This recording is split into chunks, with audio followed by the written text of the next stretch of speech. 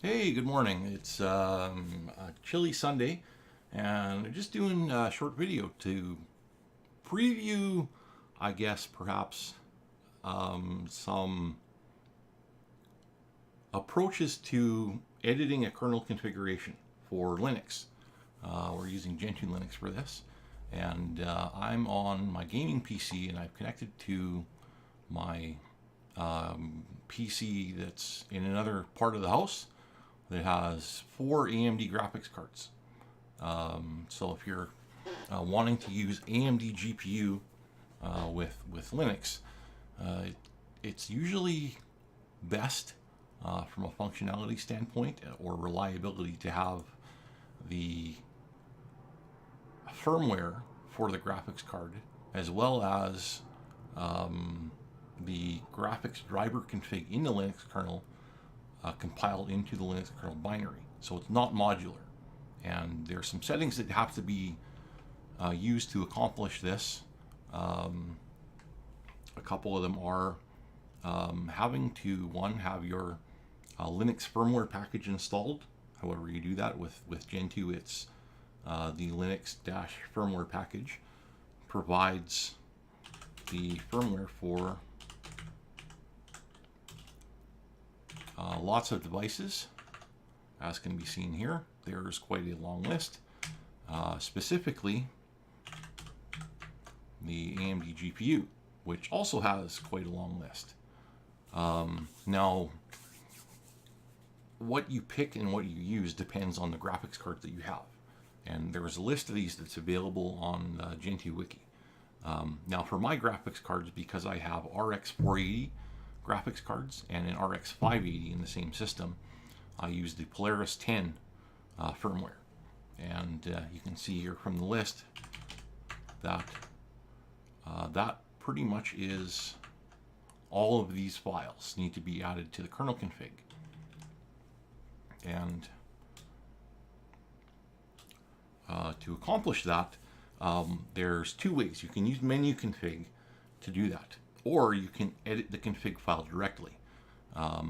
Now, the advantages to using the text file method directly is that it's a lot easier to ensure that the entire string that you put into your kernel config is absolutely correct, because the menu config option for adding firmware, it's along a single line that's not text wrapped. So when you're looking at what you pasted, you may not see all of what you pasted to ensure that nothing has been missed or there's no spelling mistakes. So this is a running system that I'm connected to that has those graphics cards, that has been online for 7 days and is running a GPU computing program at the moment. So I'm not going to reboot this system because it is in service, in production, but I can use it for a relevant example.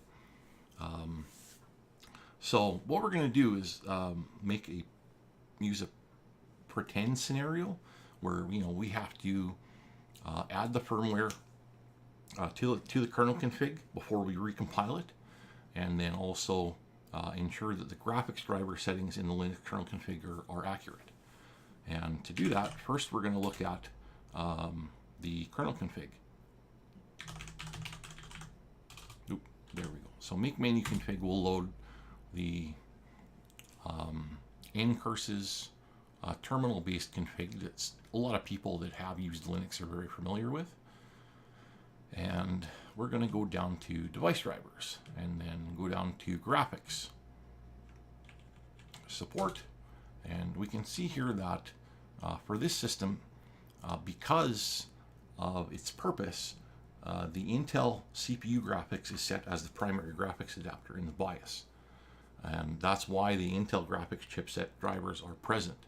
But the AMD graphics card drivers are also necessary. So because this system runs UEFI BIOS and it's booted using UEFI BIOS, the EFI frame buffer driver requires, ironically, AGP support.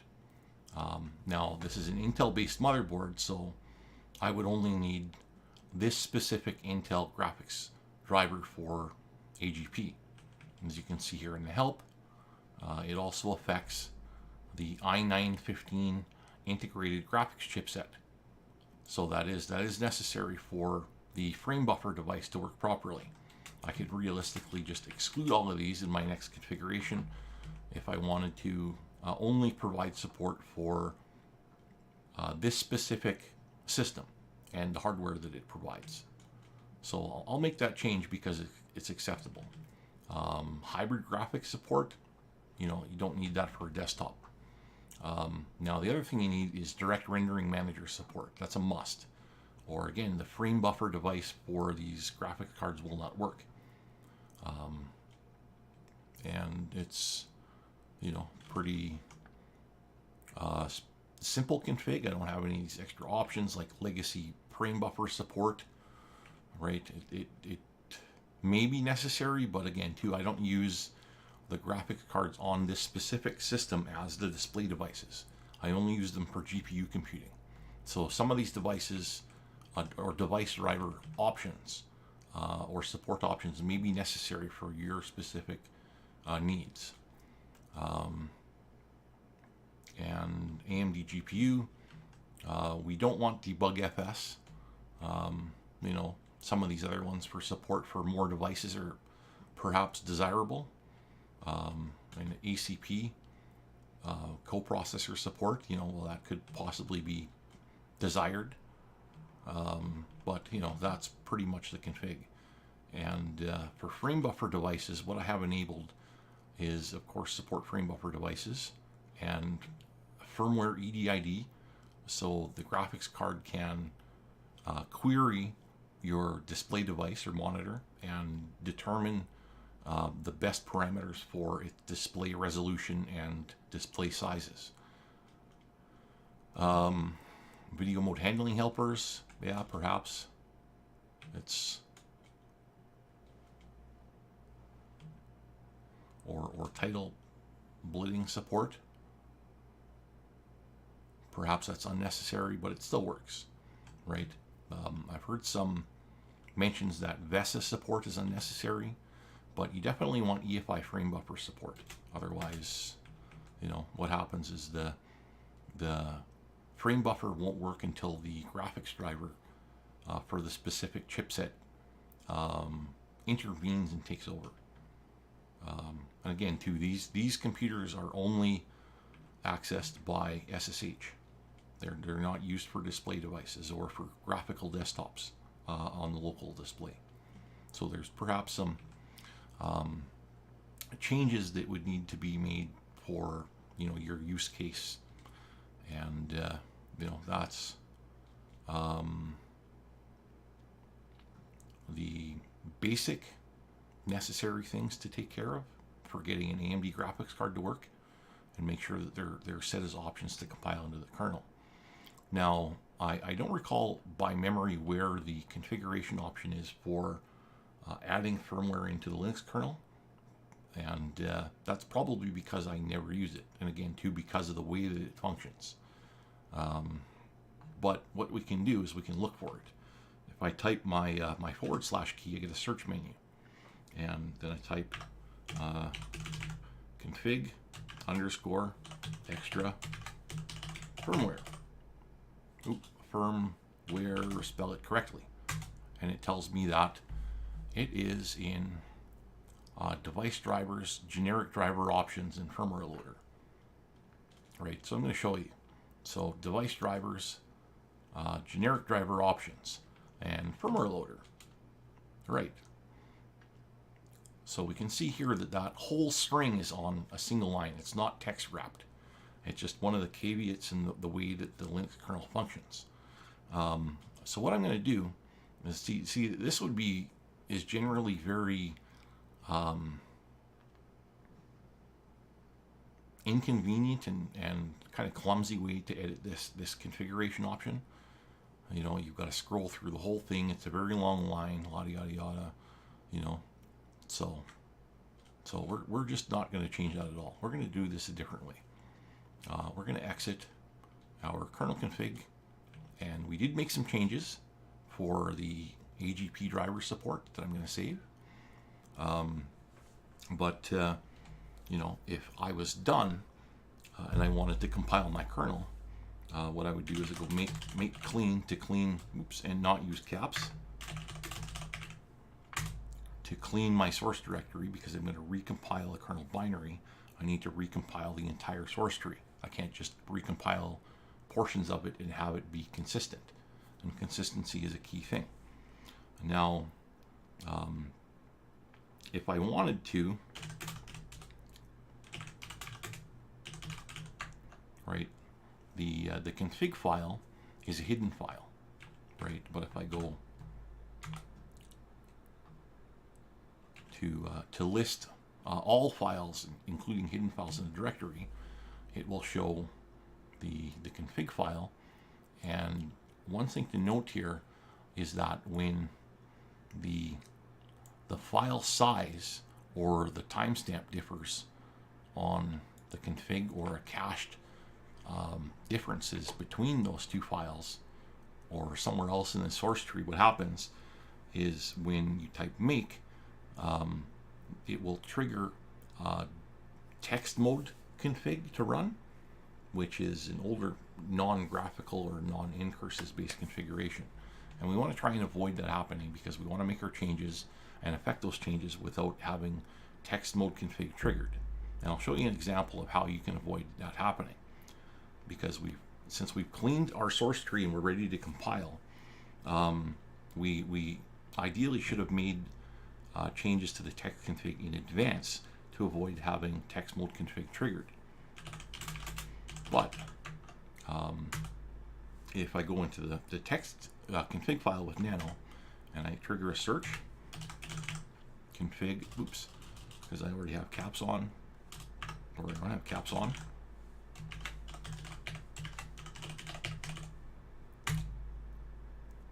And of course, if I spell it right, that would be helpful as well.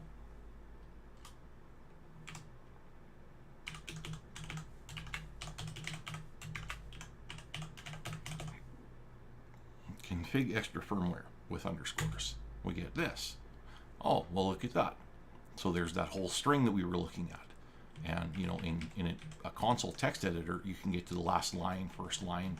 It's very easy to navigate.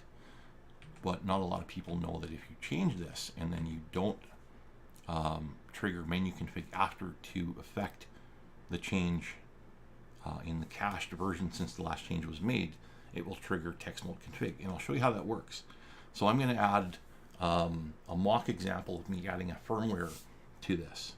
And I'm just going to name it my firmware with no caps. Caps or no caps, doesn't matter for the example. My firmware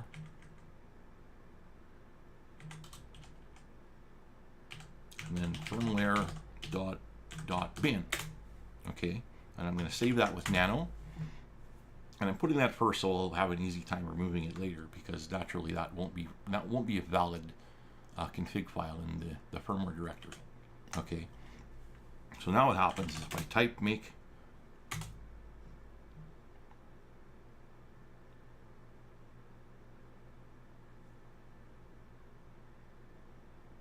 it should have asked me, but that may have been because I typed make clean first. So, but typically what I do is always run make clean and then make your changes to your config. If there is any text mode configs you need to change with a text editor like nano, and then run make menu config afterwards. And what that does is it makes sure that the config that you've altered and the cached config in the tree is consistent. And there's probably a more eloquent example to that some developer, and then, you know, I'll run make, and that'll make, and, you know, like J2 or J4, you know, like 2 or 4 is usually pretty good. It doesn't really have to be exactly the amount of CPU cores or threads that your CPU can run. This is a dual core hyper-threaded processor, so make 4 would probably be the most I'd want to run, or make 2 just not to overload the system. And make modules, install, right? And if I run that command, it will build the kernel binary, build the modules and install them, and install the kernel binary that's been created or compiled. And the result you get is this. Basically, you get your kernel binary, a saved config, and I don't recall the exact purpose of this system map file. So after that's installed, we're going to update our bootloader config.